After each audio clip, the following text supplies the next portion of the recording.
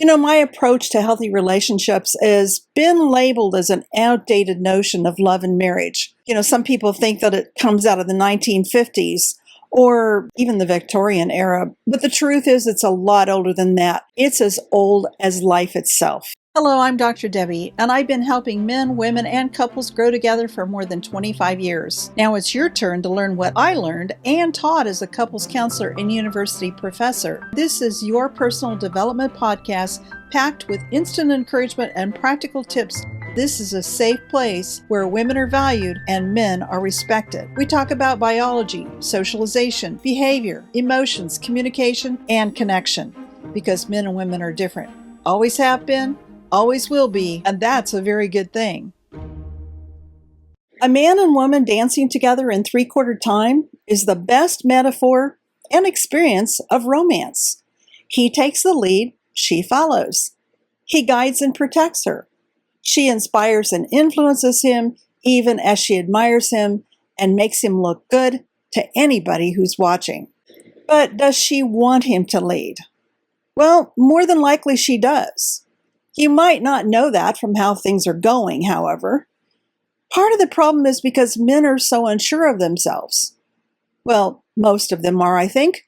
Those that don't think they're unsure of themselves when it comes to women are probably pretending that they're sure of themselves. But at any rate, in both cases, men hesitate to take the lead because of two fears. First, that he won't be able to pull it off, that he doesn't have the skills that he needs, he doesn't really know what to do, or he fears that his wife won't actually follow him. And that's a real possibility. You might have that going on in your own relationship.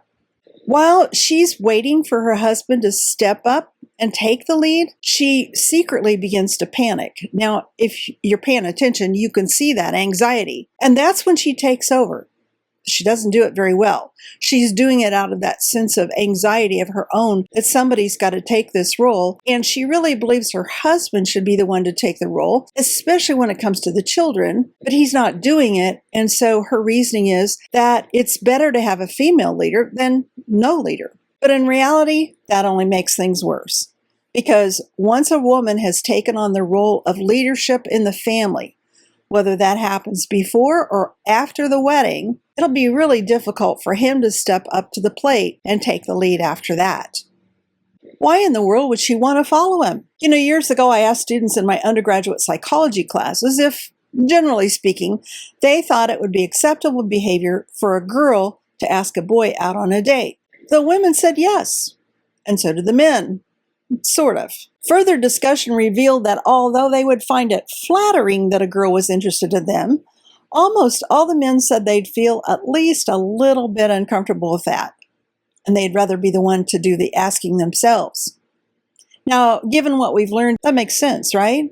Of course, women can be great leaders. However, this dance is not the best place for her to demonstrate those abilities. Instead, this is the one place in the world where she gets to relax and enjoy being a girl, for the most part. Because being in a relationship with a member of the opposite sex can be fun and challenging and hard work. And the benefits of loving a good man by far outweigh the effort it takes to understand him. I believe that having someone to love who actually loves you back is worth more than anything else we have or do in life. So what does it look like to follow a man's lead in the 21st century? I mean, we are in the 21st century, right? I know it's not a popular idea, but it's simply trust and respect. And here's what it looks like. She demonstrates unparalleled respect for him as a man. She trusts him to lead her. She loves him just as he is, even while she longs for the best of everything for him. She makes him look good to other people.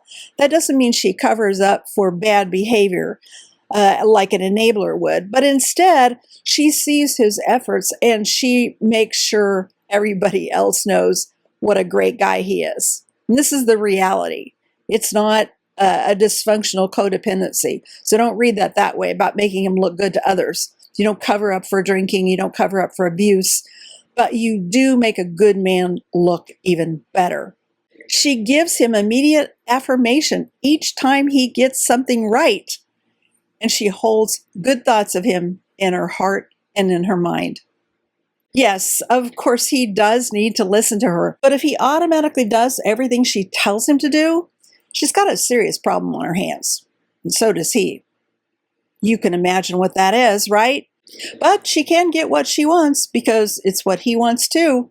If she approaches him with trust and respect, in return, she will be positively, absolutely irresistible to him. He'll joyfully protect her, guide her, and hold her. He'll believe in her and be her biggest fan. He'll be proud of her when she does well and right there for her whenever she needs him. He'll love her, care for her, and respect her. What more could a woman ask for, especially when it's his dream too? There's nothing more beautiful than loving someone who actually loves you back. Never forget that. It's a beautiful experience. The psychology of men, women, and marriage has far more to it than what we've been talking about. It's a deep ocean of understanding. It's a deep ocean of experience and respect and love and beauty. We've just been skimming the rocks across the surface of the pond. But we can dive deeper. Let's get busy and redesign your marriage together. What did you think? Did the information raise more questions? Do you want to learn more? Head over to A Wise Woman's Guide for show notes and links to the resources mentioned in this episode at awisewomансguide.com.